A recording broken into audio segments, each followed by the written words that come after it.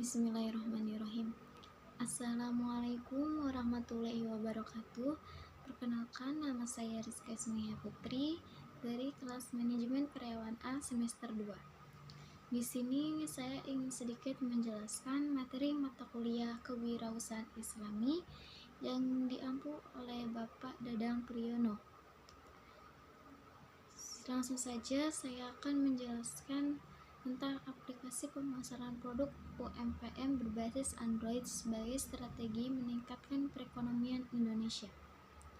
Perkembangan UMKM di Indonesia selalu mendapatkan perhatian khusus dari banyak kalangan termasuk pemerintah karena peran dan andil UMKM dalam perekonomian nasional terbilang strategis bila dilihat dari jumlah unit usahanya yang mendominasi, tingginya penyerapan tenaga kerja, besarnya kontribusi dalam pembentukan produk domestik bruto PDB nasional dan sumbangannya terhadap nilai ekspor.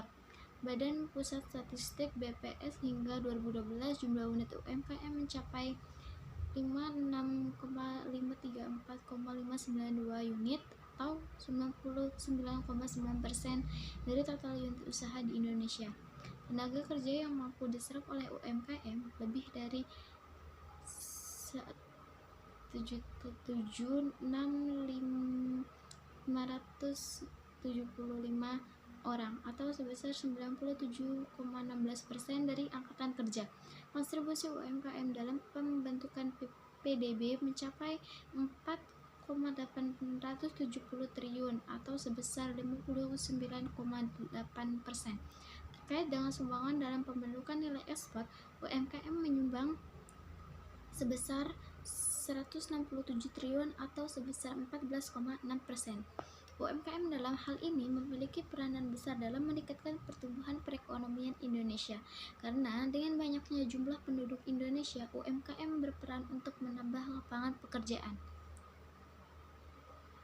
Di dalam UMKM terdapat juga strategi untuk meningkatkan upaya UMKM tersebut. Ada dua strategi. Yang pertama yaitu pemanfaatan teknologi informasi dan komunikasi, dan yang kedua adanya upaya untuk melindungi dan mengenalkan produk UMKM di pasar mancanegara sehingga produk lokal Indonesia. Kemudian ada wadah pemasaran produk UMKM.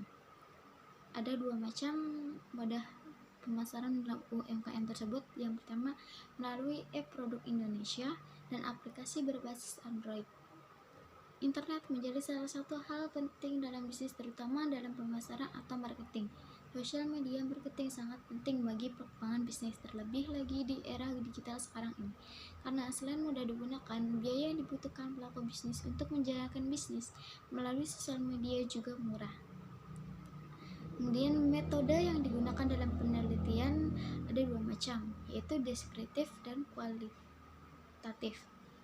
Yang pertama, deskriptif adalah membuat observasi dan kemudian menarik kesimpulan. Itu yang dinamakan metode deskriptif. Sedangkan metode kualitatif itu cenderung menggunakan deskriptif dan analisis. Kemudian UMKM merupakan konsep tentang sistem pemasaran produk hasil UMKM Indonesia dalam menembus pasar bebas ASEAN dengan basis aplikasi Android. Bedanya, UMKM dengan pemasaran barang atau jasa, yaitu proses jual beli dikontrol dan diawasi oleh pemerintah.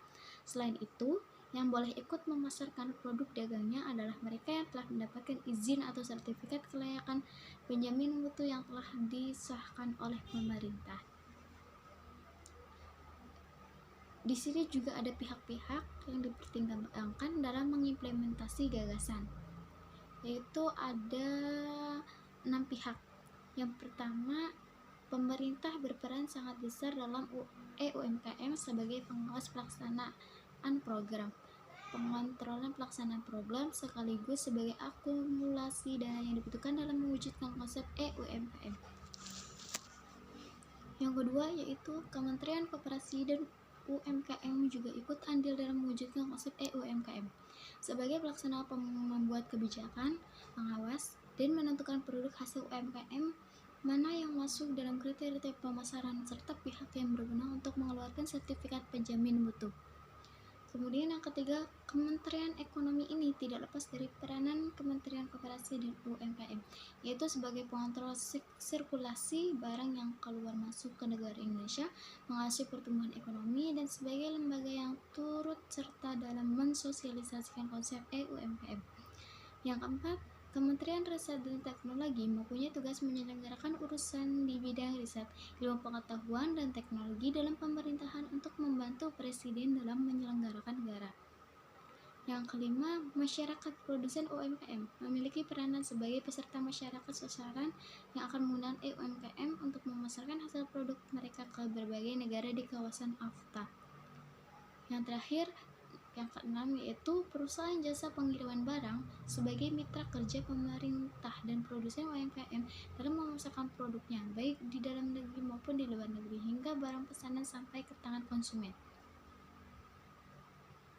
Kemudian ada langkah-langkah strategis yang dapat mengatasi konsep UMKM. Ada 4 macam, yaitu tahap pembuatan aplikasi, tahap sosialisasi dan pendataan serta sertifikat produk UMKM. Yang ketiga, tahap input data produk UMKM yang bersertifikat ke web. Dan yang terakhir itu tahap pengiriman barang. Jadi kita dapat menarik kesimpulan dari yang tadi saya jelaskan, yaitu pengembangan UMKM di Indonesia mengalami beberapa hambatan dalam operasionalnya. Pengetahuan para produsen atau pemilik UMKM di Indonesia mengenai teknologi masih jauh dari cukup. Kebanyakan produsen di Indonesia masih menggunakan peralatan yang sifatnya masih tradisional, sehingga biaya produksi dalam menjadi lebih tinggi dibandingkan jika para produsen menggunakan mesin-mesin modern. Dengan adanya perkembangan teknologi dewasa ini, UMKM seharusnya sudah mempersiapkan strategi baru yang akan membuat mereka tetap bertahan dan mampu berekspansi di kancah internasional. Sehingga sudah seharusnya dijalin integrasi hubungan antara pihak-pihak terkait untuk memecahkan masalah yang masih menghambat UMKM. Hanya itu yang dapat saya sampaikan, kurang lebihnya mohon maaf apabila ada kata-kata ataupun pengucapan saya yang kurang berkenan. Wabillahi taufiq wal hidayah. Assalamualaikum warahmatullahi wabarakatuh. Terima kasih.